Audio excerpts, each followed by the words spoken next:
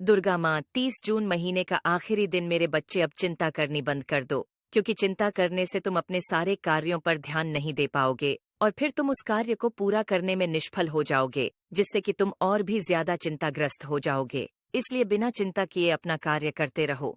मैं चाहती हूँ मेरे बच्चे अपने साथ साथ अपने आसपास के व्यक्तियों की भी तुम सहायता करो, क्योंकि मैं चाहती हूँ कि इस पूरे ब्रह्मांड में कोई भी व्यक्ति दुखी ना हो। सभी लोग खुशी खुशी अपने जीवन में आने वाले सभी दिनों और त्योहारों को बिताएं। मुझ पर विश्वास रखो, मैं वही कर रही हूँ जो तुम्हारे आने वाले जीवन के लिए उचित है। जीवन में कुछ परेशानियां आ जाती हैं, तो तुम घबराओ मत। अच्छे पलों का इंतजार करो और मुझ पर अपना विश्वास बनाए रखो। लेकिन तुम अगर मेरी बात नहीं मानोगे तो तुम अपना जीवन बर्बाद कर दोगे, और मैं नहीं चाहती मेरे बच्चों, क्योंकि मनुष्य जीवन बहुत अनमोल है। ये बहुत मुश्किलों से मिलता है।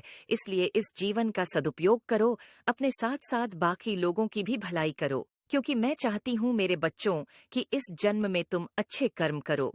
यही तुम्हारे आने वाले जीवन में भी तुम्हें अच्छा जीवन देंगे।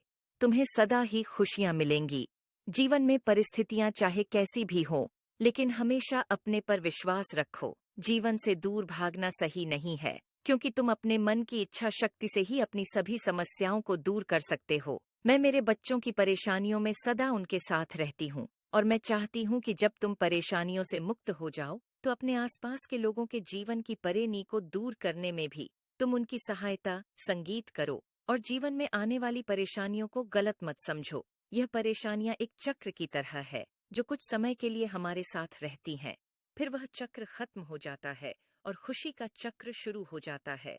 अब बस तुम्हारे जीवन में कुछ पल की ही समस्याएं बची हैं।